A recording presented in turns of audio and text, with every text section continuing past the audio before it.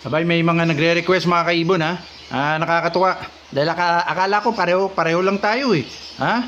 Nung panahon natin, nung estudyante pa tayo mga kaibon. Pag nakakarinig ako ng mga quiz, naku po, ng mga exam. Abay, nag-isip na ako, kanino kaya ako tatabi para makasimple ng tingin. Mangungopya. Ha? Kaya pagka may surprise quiz, naku po, patay tayo dyan.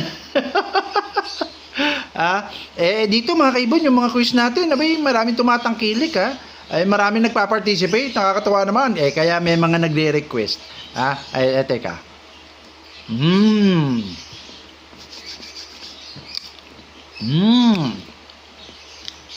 Ayun na, maaga-aga tayo nag-breakfast.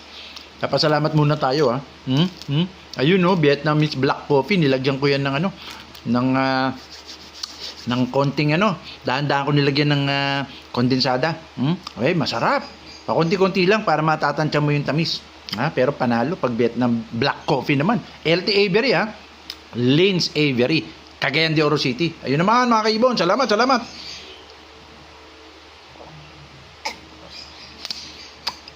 Wow. Ngayon mga kaibon, yung iba nag-request. Sabi nila, sir, parang medyo kaya ko na kung medyo tataasan natin ng konti ang level ng mga quizzes natin. Kumbaga parang gusto nila medyo surprise at medyo may konting twist or medyo tricky ng konti siguro yung question. Aba, kaya humiri tayo ng Violet Violet quizzes. Before nyan, sobra naman tayo magpapasalamat mga kaibon sa mga star senders natin, mga kaibon, bumubuhay sa page at nagpe-pay it backward. Ayun. Kaibon ha. Joey Atienza, major sponsor natin yun. Ian Bernardino, Abu Josh, Jamini Avery naman, Erwin Asuncion, sino pa ba mga to? R. Errol Entong, si Nelson Faustino Balagtas, tsaka si Arnold Hoyoa, at marami pa iba. Ito lang yung mga lately na nag-ano ng mga star senders natin. Ito nga, ito yung mga sinabi na. Si Eric Serrano, nag-congratulate, no? Erwin Asuncion, ayun, mas marami ka natuturuan bro para iwas scam. Ayos. Sabi naman ni Abu Jas, pasensya na, busy this few days. O nga kasi po, kasi mapapansin nyo, laging nakasubaybay itong si Abu Jas. Nakakatuwa naman, medyo busy lang siya ngayon. Padala kagad ng 10 stars, oh. Sabi naman ni Lins Avery, yung ating Vietnamese black coffee, si LT Avery. Nagsimula sa 2022 pa daw. Madami daw siyang kinukulit sa pag-ID. At nagpapasalamat siya sa mga mentors, no? As a hobbyist, iba naman daw siya. Saka lang niya inaaral pag may materialist na siya. Ika nga, ayun. Meron nga daw sure possible pairing. Hindi naman nagbibreed kagad. Pero kainaman din po, may kaalaman bago pumasok sa pag-iibon. Kaya nga daw, lagi niya sinasabi sa mga newbie, abay magpapanood na YouTube. Ay may YouTube channel din po tayo mga kaibon. Nandun lahat yun. Subscribe kayo sa YouTube natin. Bago bumili. At wala siyang masyadong time mag-orient. Busy work. Kasi nga talagang alam ko, 8 to 5 ang trabaho niya, no? And good to hear, this page is highly recommended. Salamat po. Salamat. Lins Avery na LT Avery. Ayun, si R. Errol Intong. Our pleasure po, sir. Just giving back the free things we receive. Thank you naman. At may pay it backward. Ayun, sabi ni Jamini Avery, no? Tapos na sa tuition. Magpapaaral naman ng mga bago. Ayun. Just paying it forward para di na madami mga tuition ng mga baguhan. Sayang kasi ang panahon at pera. Totoo po yun mga kaibon. Totoo. Kung seryosohin nyo po itong libreng kaalaman na pinamimigay natin, no? Talagang malaki. Baka hindi po sa pag-aano, baka libo-libo po ang inyong matipid. Hindi lang sa pera, pati sa panahon. Tama po yun. Salamat, Jamini Avery. Ayun naman, si Ian Bernardino, 10 stars na naman. Solid supporter talaga. Ito yung Macy's Bird Haven and the Chirpy Squad. Sol Benedict, congrats. Sabi nga naman, no? Thank you. Balik na tayo dito ngayon sa Yun. Visual Violet. Yun. Ito na po yung tanong natin mga kaibo, no? Ang Visual Violet ba ay single mutation or base mutation? Oo o hindi? Again Visual Violet ang pinag-uusapan. Okay, tingnan muna natin para sa lahat malinaw. Ano ba yung Visual Violet? Para lang malinaw sa lahat. Although alam nyo na to. Ito po mga kaibon, no? Ayan kay Terry Martin po ito. Na yun, no? A Guide to Color Mutations and Genetics in Parrots by Dr. Terry Martin naman.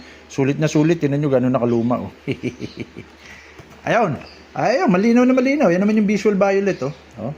Perso, visual violet. Fisher. Oh, yan ha, linaw ha. May Indian ringneck pa dito. May turquoise violet pa dito na rosicolis. Oh, malinaw ha. Yan po ang visual violet. Okay?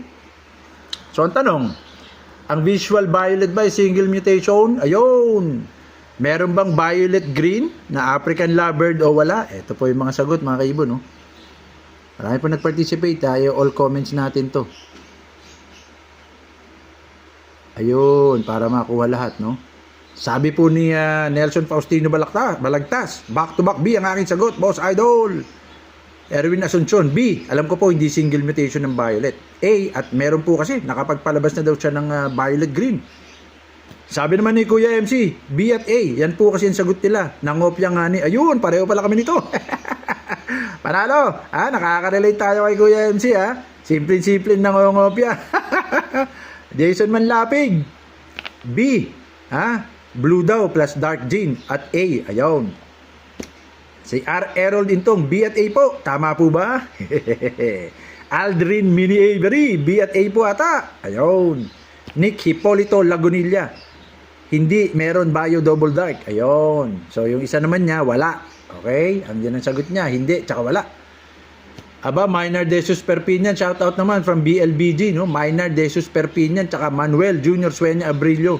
BLBG din yan. Shout out na rin kay Herbert Bagsit sa founder at kay John Melbert Tumulak sa president naman nila. Pati na rin kay Marvin Choi Albay sa vice president nila ng Batangas Legit Breeders Group. B at A ang sagot ni Maynard. Kay Manuel, B at A din. Ayun, si Richard Salazar naman, abay, pagdating sa bird show, alam niyo naman ang kalidad nito. Nagpapanalo namang di lubos-lubusan. Shout out din kay Richard Salazar, B at A ang sagot niya. Victor Acero, B, A. James Avery, JCA, A, oo, 2A. Dalawang A ang sagot niya. Paul Denoman, BNA. Edward Shoson Navarro, BNA. Macy's Birdhaven, The Chirpy Squad, ANA. At may pinakita siya rito kay kay Dirk Van Den Abil, no? Ayun, meron siyang highlight na violet, no? Kay Dirk Van Den Abil to sa Ornithogenetics. Neo Noah, A at A. Shershock Plus Kita, B and A. Ayun. Gab Sanchez Mendoza, B at A yan. Jaime Abengoza Jr., B and A. Gabio Agites Mongs or Moungs? O paano ba to? Pasensya na kung di ko na-pronounce na maayos. B and A kay Gabio Agites Mongs. Edwin Lacosta, B and A sir. The copy is open. Ayus. At may tanong dito si Andres Bonifacio. Sinagot ko na to. Bibigyan lang natin ito ng pansin, Andres Bonifacio. Don't worry. Andito naman si Jose Rizal para alalayan ka, Andres Bonifacio. Salamat! Ayun, yung mga sagot mga kaibigan, yung mga sagot nila, no? Okay, sasagutin na natin ngayon. Ang pinag-uusapan po at ang tanong, ang visual violet ba ay single mutation o hindi? Mga kaibon, ang sagot ay pot. Hindi. Ang visual violet po, visual ito yan, yung mga visual violet Ayan, kitang-kita Hindi po single mutation mga kaibon. Lilinawin po natin na ang visual violet po ay kombinasyon ng dalawang genes. Blue gene at violet gene. Ayun naman. Linawin mga kaibon Blue gene at violet gene.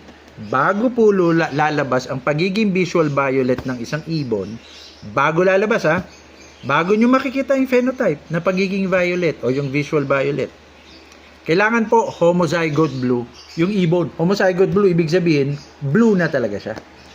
Nag-manifest na yung pagiging blue niya kasi dalawa yung karga Homozygote nga Diba? Homozygote blue yung ibon at either single factor violet yung kumarga or double factor violet. Ulitin natin Ang visual violet po ay first and foremost kargado ng homozygote blue at blue yung ibon. Blue. Bakit siya nagmukhang violet? Kumarga kasi ang violet gene, either single factor or double factor. Kaya kombinasyon siya ng dalawa. Kaya nga ang tawag sa kanya actually is violet blue. Ayun, nahuli naman! Violet blue. Ito. Ayan nga po tawag sa kanya niyan eh. Ni Terry Martin, which is the more technically correct term. Kaya ako, sana po, baguhin nyo na rin kung pwede. Ay, walang pilitan. Para maging consistent ang pag-ID, violet blue po ang tawagin yung visual violet. Bakit po? Alam nyo kagad na blue yung ibon, homozygote blue yung ibon. Meron lang kargang violet, either single factor or double factor. Kaya violet blue naman. Ayun, violet blue. Kasi nga po, kakaiba na, wala namang pinuproduce na color pigment ang violet. O kung nabalikan nyo yung mga vlog, siguro 3 vlog yata yun tungkol lang sa violet, mga 2-3 months ago. Kaya lagi kong sinasabi sa mga bagong followers, pakibalikan po, ang dami nyo matututunan. Mahirap nang ulitin dito kasi medyo madetalye. Ubus oras natin. So balikan nyo lang po. Spongy zone po kasi ang ginagalaw ng violet. Ang kanyang kumbaga epekto sa feather structure is yung spongy zone. Wala siyang kinalaman sa cytosine, wala rin siyang kinalaman sa melanin pigment. Kaya naman, medyo intermediate na to, no? Sabi ko nga, yung level. Kaya naman, kailangan muna blue yung ibon. Tapos mababago ng violet yung spongy zone niya. Pag tama ng sinag ng araw o kahit anong ilaw, mapa-LED yan, mapa-fluorescent, even candlelight. Pag tama niyan sa spongy zone, dahil blue na yung ibon eh, wala na siyang tatamaang cytosine yellow eh. Blue na yung ibon. Pag tama sa spongy zone, nagkakaroon ng interaction yung ilaw, ay yung light, optics na pinag-uusapan dito. Pag tama ng light sa spongy zone, nababago niya yung pag-reflect. Instead na magre-reflect ang blue sa mata natin, instead na blue dahil nabago yung spongy zone, ang nagre-reflect po ay violet. Ayun, kaya nga hindi color pigment ang violet. Binago lang niya ang spongy zone. Kaya yung blue na ibon, dahil nakargaan siya ng violet, pag tama ng ilaw, instead na blue ang tatama na reflection sa mata, nagiging violet. Dahil nga binago, yung spongy zone. Ano ba yung spongy zone na Teka, nawala tuloy. Ano ba yung spongy zone na feather structure? Ito, mabilisan lang din to mga kaibon Ito yun mga kaibon Para lang magkaroon ng idea yung mga bagong followers. Pero please pakibalikan kasi medyo malilito kayo ngayon pag hindi niyo nabalikan yung mga vlog natin nung nakaraan. Ito po kay naman Dirk Van den Abil, ayun Lovebirds Compendium po ito sa libro niya. Ito po yung feather structure, microscopic. Meron pong cytosine itong pinaka yellow itong pinaka outer layer, may yellow cytosine. Ito po yung second layer, yan po yung spongy zone. Ayan second layer yan yung parang bluish na parang violet na nga ngayon. At yung medulla, yung pinaka inner layer, yan yung may black melanin. So ngayon, pag tama po dito ng araw, dahil wala nang cytosine dito, dapat nga mas maganda pala ko ito pinakita natin. Ayun. Ayan wala na yung cytosine dito. Ito yung outer layer. Ito yung spongy zone. Pag tama dito, instead na blue ang makikita, kasi nga, itong melanin na to, magiging blue yan pag tumama dito. Dahil nagalaw yung spongy zone, pag reflect sa mata, nagiging violet. Ayun. Sensya na, baka nalito lang lalo kayo. Para lang ma-refresh yung mga nakapanood ng vlog. So, anong nangyari? Pag tama nga, magiging violet sa mata dahil sa spongy zone. Yun ang galawan ng violet. Okay? Kaya, yung visual violet, ayun, hindi single mutation. Violet at blue, kaya violet blue ang tawag. Okay? Ayun Okay, go.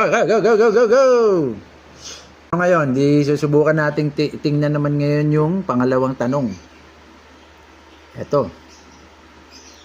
Ayan Tanong mga kaibon, meron bang violet green na African lovebird o wala? Ayun tanong meron bang violet green? Ayun. Kaya naman mga kaibon, kung may violet blue, ayun kung may violet blue. Ayun violet blue. Meron pong violet green mga kaibon. Eto po mga kaibon, papakita ako sa inyo yung phenotype at papaliwanag natin bakit may violet green. Eto kay Terry Martin naman mga kaibon. Tayo lang natin para mas kita na maganda. Ayun Eto po mga kaibon kay Terry Martin na book, page 88 ito. Eto pong nasa taas, kargado po yan ng double factor violet gene. Okay? Double factor violet ito. Ito naman pong nasa baba, single factor violet. Ayan po tawag niya, violet. Ayan, kita nyo, violet green. Ulitin natin, tingnan nyo mabuti. Ang description, ang ID niya, double and single factor violet green. Bakit po? Green po yung ibon eh. Wild type form po iyan. Pero, nag-iba. Hindi na siya yung normal green na wild type form ng perso o personatus. Hindi na po. Naiba po. Dumiin. Naging intense yung pagiging green niya. Ulitin natin ha. Dito sa double factor, abay nag-iba ang shade ng pagka-green. Dumiin lalo at naging intense. Kailangan nung iba, iisipin nila baka olive green. Pag matalas ang mata nyo, alam nyo hindi to olive green. Double factor violet green o double factor vio. Ito po single factor. Intense pa rin po, pero hindi kasing intense nung double factor na violet green. Bakit masasabing violet green ito? Bukod sa may violet blue, yung visual violet. Violet green po kasi green po ang ibon eh. Normal green eh. Nabago niya yung wild type form. Ulitin natin nabago niya yung wild type form. Pinatingkad niya yung pagiging green dahil kumarga yung double factor na bio gene or bio mutation. Dito single factor yung karga. Naiba po. Nagkaroon po kagad ng changes sa normal green or wild type form. Kaya may pangalang violet green kasi po nagmanifest kaagad na iba niya. Nagkaroon siya ng changes, nagkaroon siya ng epekto sa wild type form. So hindi na siya yung normal green. Naging intense yung pagiging green niya. Depende kung single factor or double factor. Kaya violet green. Nagmanifest agad eh. O ngayon ang tanong, bakit nga naman magmamanifest agad? Kasi po, ang mode of inheritance ng violet is incomplete dominant. Dominant po siya. Incomplete dominant. Ibig sabihin, pag incomplete dominant, kumakarga kagad kahit isa lang. Kung incomplete dominant, kung homozygote naman, dumidiin lalo sa ang epekto na pag violet green ang pinag-uusapan or violet gene. Kaya, meron talagang violet green. Di ba? Kasi nga nagmanifest kagad dahil dominant siya. Nakita kagad na bago niya kagad yung wild type form. Lalong dumiin yung pagka-green. Meron na kagad changes. Kaya violet green. Di ba? Kaya nga po, lagi kong sinasabi, hindi ganun kadali mag-ID. May wala halos nag-ID na violet green mga kaibon, pero mapapansin nyo, parang violet green to ako sa mga posting, pero walang nag-ID kasi kulang nga po sa kaalaman. Kaya ang hirap mag-ID accurately, ginagamit natin yung word na accurately kasi pwede naman mag-ID, pero gano'n ka-accurate. Kaya ako po, lagi ko sinasabi, educated guess lang yung pag-ID ko. Napakahirap, tulad nitong violet, di ba? May violet green pala. Halos wala nga nagsasabing may double factor violet green sila. Sa pag-ID, halos din yung naririnig. Yung sa mga maalam, nakikita natin yun. Pero yung iba, halos hindi ginagamit yung double factor violet B1, B2 yan. Double factor dan follow opaline yan. Double factor vio dan follow. Yung iba, marami na nagagawa yun. Pero yung iba, kung di man nakakaligtaan, baka hindi nila lang nahagilap tong kaalaman na to. Ayaw mga kaibon kaya sinasabi ko naman, andito tayo para umalalay. At magbibigay pa tayo ng mga surprise quiz. Medyo iba-ibang level. Beginner's level, intermediate level. At marami nagpa-participate. Yun po mga kaibon. Sabi nga nila, pag may basihan, legit ang paliwanagan. And of course, please, pay it forward. Hasta la vista.